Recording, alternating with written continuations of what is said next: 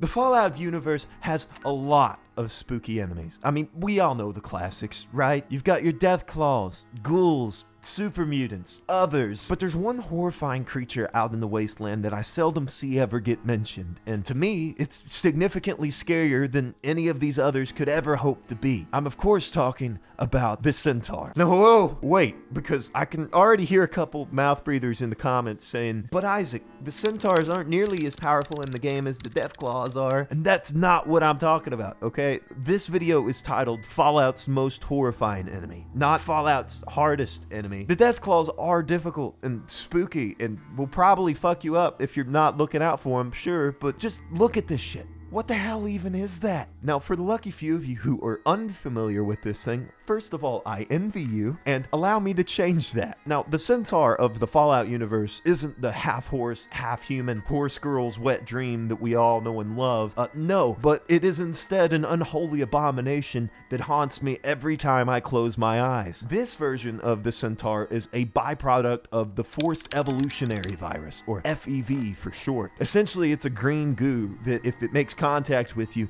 mutates you into all sorts of wacky stuff. Wow, that looks fun. Anyways, over the years, unsuspecting travelers are kidnapped and thrown into giant vats of this stuff, alongside dogs and rats and whatever other poor thing just so happened to be in the general vicinity. And what came out were these fleshy, vaguely humanoid husks. Now, the thought of there being a person behind all of that is horrifying, right?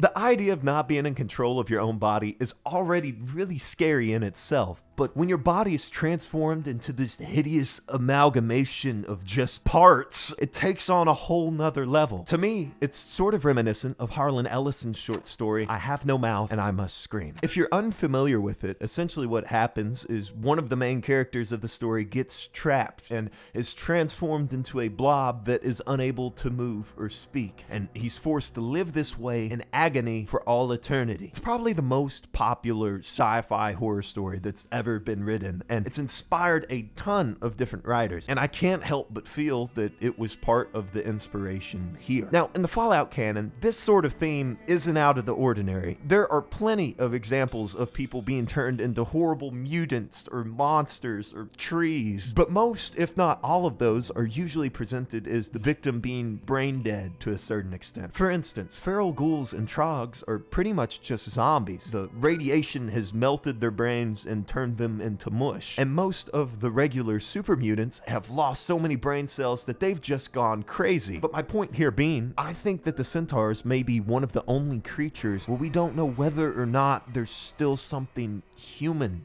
behind them. And if you consider this headcanon, their character design becomes even fouler. Their mouths contain giant protruding tongues that have permanently swollen their mouths shut. Flesh has grown over their eyes, presumably rendering them blind, and they walk around not on feet or legs, but instead 3 pairs of human hands. Which prompts even more awful questions, like how many people are trapped in a single Centaur? I mean, being trapped in this body would be bad enough, right? Like, fellas, you're probably not gonna get much action when you're walking around looking like that. But being stuck in the same malformed body with multiple people, I mean, dude, forget that. Perhaps one of the reasons that the Centaurs are so aggressive towards us in the first place isn't because of the radiation rotting away their minds, but is instead a result of multiple people trying to take control of a singular broken vessel. And dude, in all honesty, I know that that's probably not the correct canon for them, right? But if it is, that gives the Centaur more depth than any of the other creatures that we come across. But you know, I never really understood why the Centaurs weren't seen as more creepy by people, because once you learn about them, they're terrifying. And it really stinks because even Bethesda has turned a blind eye to them. They haven't been in either of the last 2 Fallout releases. And dude, I get it to a certain extent, right? Like, the Centaur isn't the sexy Hollywood monster that you put on the back of the box or you show in the trailer, but he gets the fucking job done. Having a monster like this just shambling through the wasteland aimlessly really helps the game feel more bleak and depressing. Personally, I think that it's a nice contrast to the super physically intimidating threats that we're used to seeing. Not everything needs to be super imposing to be a threat, and I think that the Centaurs are a perfect example of that. They have a weird sort of mystery and aura to them that you don't see with the other enemies. And that helps them feel more vague and unknown. Let me give you an example. All right. If you see a rad scorpion or a cazador, you know that that's an enemy just by looking at it, right? But if you see a centaur off in the distance, your first question is immediately, what the fuck is that thing? And I think that that ambiguity is what makes them so horrifying to me. Because truth be told, dude, and I'm just putting my cards out on the table here, the centaurs aren't really all that strong of an enemy in the game. The absolute strongest of them has only a fraction of the health that a regular Deathclaw has. And they always seem to play second fiddle to the super mutants that they accompany. When they're by themselves, they are slow and you can easily just outrun them. But they're so unsettling